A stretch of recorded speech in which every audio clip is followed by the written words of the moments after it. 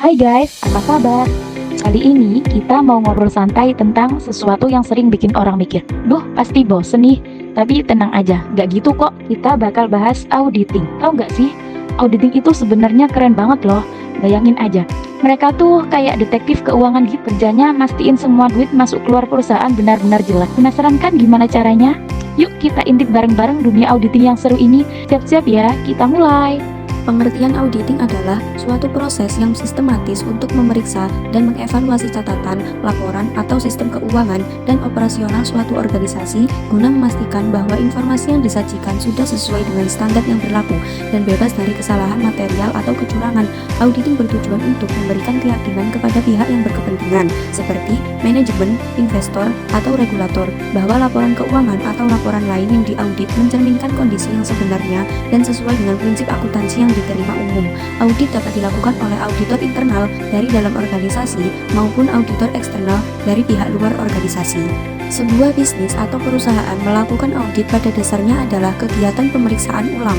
Dalam sebuah bisnis atau perusahaan memiliki tujuan agar audit dapat memberikan bantuan pada bisnis atau perusahaan sehingga bisa semakin berkembang selanjutnya. Dalam melakukan audit, auditor melakukan pemeriksaan pada hal-hal seperti kelengkapan, ketepatan, eksistensi, penilaian, klasifikasi. Pada pembagiannya, jenis-jenis auditing dibedakan menjadi 3: auditing internal, auditing eksternal, dan auditing operasional. Yang pertama, audit internal. Audit internal ini dilakukan oleh tim internal perusahaan untuk mengevaluasi pengendalian internal, manajemen resiko, dan tata kelola. Kelebihannya adalah deteksi dini masalah dan pemberian rekomendasi spesifik, tetapi kurang independen dan memerlukan biaya tinggi. Contohnya adalah evaluasi stok barang agar sesuai dengan catatan sistem. Yang kedua, ada audit eksternal. Audit eksternal ini dilakukan oleh auditor independen untuk memberikan opini atas laporan keuangan sesuai standar akuntansi. Audit ini meningkatkan kredibilitas laporan keuangan, tetapi mahal dan fokusnya terbatas dan dapat mengganggu operasional.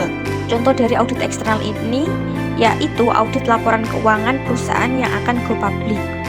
Lalu yang ketiga, ada audit operasional. Pada audit operasional ini hanya fokus pada efisiensi dan efektivitas operasional untuk mengurangi pemborosan dan meningkatkan kinerja. Audit ini membutuhkan auditor yang kompeten dan seringkali kompleks. Contohnya yaitu pemeriksaan distribusi barang agar pengiriman tepat waktu dan efisien. Auditor memiliki beberapa peran utama seperti 1. Memberikan opini profesional atas kewajaran laporan keuangan sesuai standar GAAP, Generally Accepted Accounting Principle atau IFRS, International Financial Reporting Standard. Kedua, mengevaluasi pengendalian internal untuk mendeteksi dan mencegah kesalahan atau penipuan. Ketiga, mengidentifikasi resiko organisasi dan memberikan rekomendasi mitigasi. Keempat, memberikan rekomendasi perbaikan untuk meningkatkan efisiensi proses dan pengendalian internal. Kelima, meningkatkan kepercayaan pemangku kepentingan dengan informasi yang objektif dan terpercaya. Tanggung jawab auditor mencakup 1. Mematuhi standar profesional ISA atau GAAP dan menjunjung integritas, objektivitas, serta kerahasiaan. 2. Bersikap independen dan menghindari konflik kepentingan. 3. Merencanakan audit berdasarkan area risiko tinggi dan mengumpulkan bukti yang relevan. 4. Laporan audit yang jelas, tepat waktu, dan menjaga kerahasiaan informasi. 5. Melaporkan penipuan atau pelanggaran yang ditemukan kepada pihak berwenang.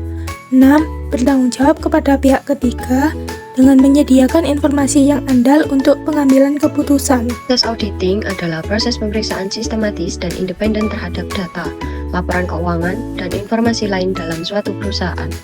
Tujuannya untuk memastikan bahwa informasi tersebut akurat, jujur, dan sesuai dengan regulasi yang berlaku. Proses auditing dilakukan oleh auditor, yaitu pihak independen yang bertugas mengevaluasi dan memberikan opini objektif. Perencanaan audit adalah tahap awal dalam proses audit yang bertujuan untuk memastikan audit dapat dilakukan secara efisien dan efektif.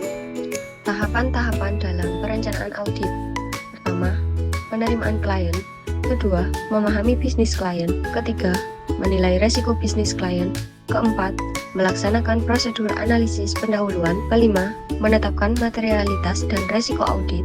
6. Memahami pengendalian internal. 7. Mengumpulkan informasi untuk menilai resiko kecurangan. Ke-8. Menyusun strategi audit keseluruhan dan program audit. Ke-9.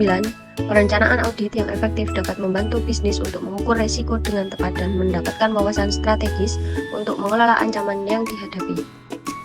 Kegiatan pelaksanaan merupakan suatu proses pengumpulan sekaligus evaluasi terhadap bukti informasi terukur pada suatu entitas ekonomi secara kompeten dan independen dalam menentukan dan melaporkan bahwa informasi yang tersedia telah sesuai dengan kriteria yang telah ditetapkan. Audit memiliki peran yang sangat penting dalam membangun kepercayaan para stakeholder.